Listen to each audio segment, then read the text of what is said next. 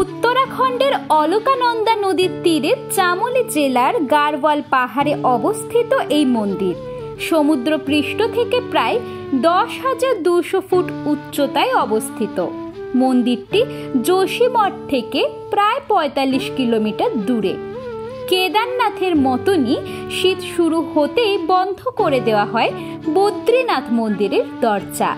এখানকার মূর্তিটি যোশীমঠের নরসিংহ মন্দিরে স্থানান্তরিত করা হয়। পুরোহিতরা নরসিংহ মন্দিরে মূর্তির কাছে প্রার্থনা চালিয়ে যান এবং বদ্রীনাথ মন্দিরের দরজা বন্ধ করার আগে পুরোহিতরা মূর্তির সামনে একটি প্রদীপ জ্বালান। মন্দিরের গর্ভগৃহে রয়েছে ভগবান বদ্রীর 1 মিটার লম্বা শালগ্রাম মূর্তি। কথিত রয়েছে এই মূর্তিটি আদিগুরু শঙ্করাচার্য 4th দশকে প্রতিষ্ঠা করেছিলেন। ভক্তরা এই মন্দিরে পুজো দিলেও এখানে শঙ্খ বাজানোই নিষেধাজ্ঞা জারি রয়েছে। কিন্তু কেন? প্রথম কারণ, বদ্রীনাথ ধামে দেবী লক্ষ্মী তুলসী রূপে ধ্যানমগ্ন থাকেন।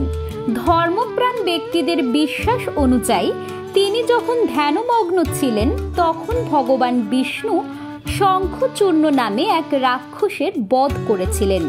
হিন্দু ধর্ম অনুসারে কোনো শুভ কাজ করার সময় শাঁখ বাজানো হয়, কিন্তু ভগবান বিষ্ণু শঙ্খচূড়ের বধের পর শঙ্খ বাজাননি।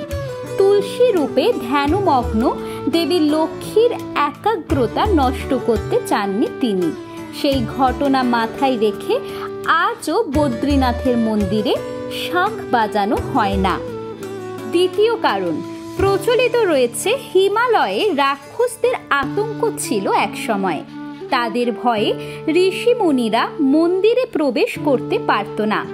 এমনকি আশ্রমের মধ্যেও ঋষি মুনিরা ধ্যানে বসতে পারত না। এই রাক্ষসরা তাদের গিলে খেয়ে ফেলতেন বলেও পুরাণে কথিত রয়েছে। রাক্ষসদের অত্যাচারে অতিষ্ঠ হয়ে ঋষি অগস্ত্য ভগবতী মাতা দ্বারস্থ হন। ভগবতী কুষ্মাণ্ড দেবী রূপে প্রকট হন, নিজের ত্রিশূল দিয়ে রাক্ষসদের নিধন করেন। সেই সময় অতাপি এবং বতাপি নামে 2 রাক্ষস পালিয়ে যায়।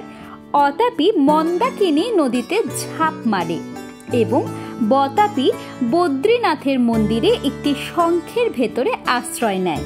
মনে করা হয় শঙ্খ বাজানো হলে ওই রাক্ষস শঙ্খ থেকে বেরিয়ে আসবে, তাই শাঁখ বাজানো হয় না বদ্রীনাথের মন্দিরে।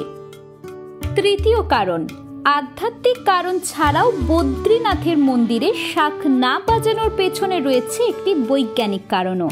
তুষারপাতের সময় বদ্রীনাথ ধাম বরফে ঢাকা পড়ে যায়। বৈজ্ঞানিকদের মতে যদি তুষারপাতের সময় শঙ্খ বাজানো হয় তবে তুষার ঝড় হওয়ার সম্ভাবনা রয়েছে। শঙ্খের প্রতিধ্বনিতে ধস নামতে পারে, ফলে প্রকৃতিকে চটাতে চান না কেউই। তাহলে কেমন লাগলো আজকের এই ভিডিওটি ভালো লেগে থাকলে লাইক, কমেন্ট, শেয়ার। আর আপনি যদি আমার চ্যানেলে নতুন হয়ে থাকেন তাহলে চ্যানেলটিকে সাবস্ক্রাইব করে পাশে থাকা বেল আইকনটি প্রেস করতে একদম ভুলবেন না, এমন সব ভিডিও সবার আগে দেখার জন্য। শোনা হচ্ছে পরের ভিডিওতে।